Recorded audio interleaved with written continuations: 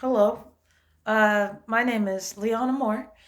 So some of you guys are probably looking for a job, recent college graduates and young adults, and well, everyone needs to look for a job, right? Because of the cost of living. So you might be wondering how to deal with rejection. The first thing I'm going to say about rejection is that rejection is just part of the game. Everybody will experience rejection a billion times in this life. I'm not going to tell you to get thick skin or anything like that. I'm just going to say expect your share of disappointment. But try not to take rejection too personal because it's a part of the game. You will be rejected in this life, and you will be rejected in many aspects of life. You will be rejected in love. You will be rejected in friendship. If your creative ideas will be rejected, if you're trying to get a movie or a book published, and you will certainly be rejected in the job field.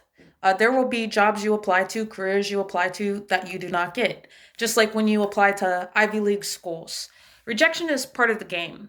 Now, the good news about rejection is it usually means you're not a fit.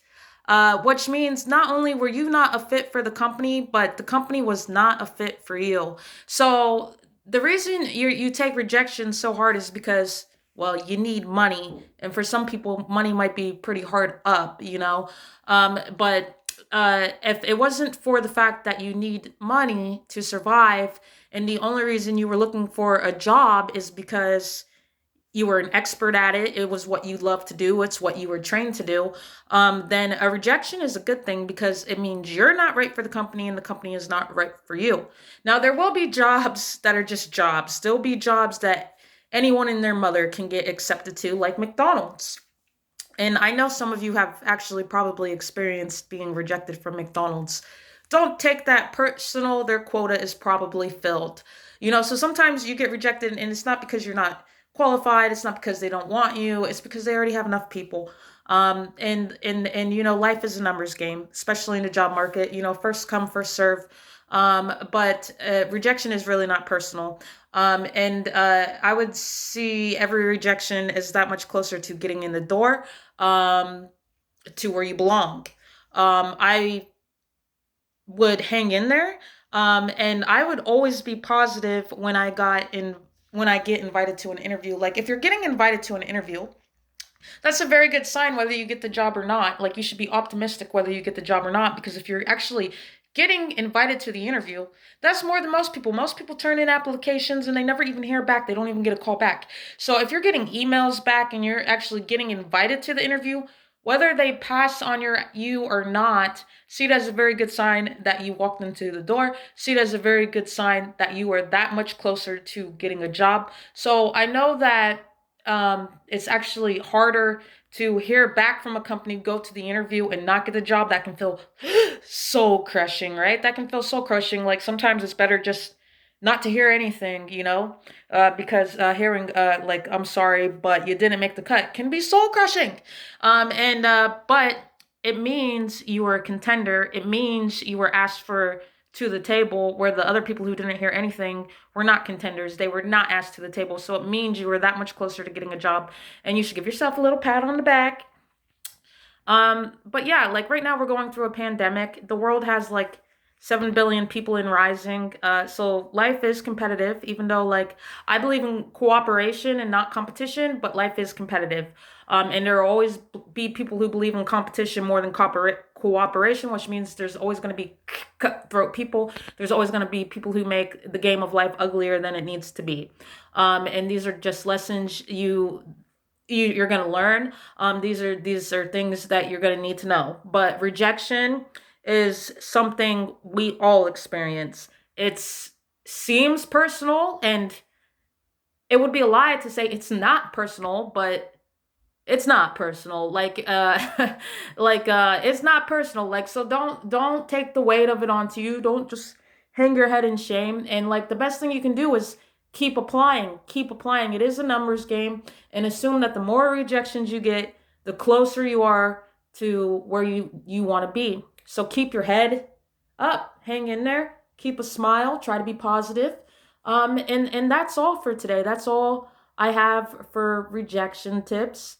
You So let me give you some other advice that revolves around rejection. Um, right now, I'm actually in South Korea, and South Korea is very cutthroat out here. Like the girls are really into the beauty industry. They're really into pale skin. They're really into plastic surgery. They're And it's cutthroat out here because the job market is small and saturated. So out here, like on the first day of work, people will gossip about you. They'll throw you under the bus. Like on your first day, people will just start spreading toxic rumors about you. And like corporate culture in South Korea can be fierce. Every company has a different culture in company culture. Some places are wonderful to work, and other places are not. So another thing is as desperately as you need a job, the day you land a job, that might be the beginning of hell. Because some corporations cultures are really toxic. It's called a toxic workforce or a toxic workplace, and you might find yourself in some jobs that are not worth those paychecks you're getting. And when that happens, I would say leave quickly as possible, because there's nothing worse than being in a therapist's office because of your coworkers and your bosses belittling you nonstop, and maybe making you do their share of the work. Not only is there a certain amount of rejection that you're gonna face in this life, but there's once you get into the door, you might face a certain amount of toxicity, a certain amount of backstabbing and belittling, even though you are working and you do have the job. And just because you have the job doesn't mean you're gonna enjoy it. And just because you get into the door doesn't mean that the people there are gonna accept you. You still might experience an element of rejection even if you're accepted to a job. Does that make sense? So like, yeah, you should get thick skin, and depending on the job market, like for obviously Hollywood would be a little cutthroat. The entertainment business would be a little cutthroat. But because we live in times where people feel desperate, um, you will find that jobs that you think are normal could feel quite cutthroat. People might want to fire you just so they can get their. People might want to see you quit or get fired so they can get their cousin in there. Like, your boss could be cool, but like Cynthia down the hallway, she might be like, I want to get my niece in here, and like her whole mission in life might be to make your life hell, so you quit so she can get her like cousin or nephew into your spot. So my advice at the workplace is, it's honestly to keep to myself and to do my job. Like, your coworkers are not your friends, and it is very common to fall into trust with your coworkers to think that they're your friends.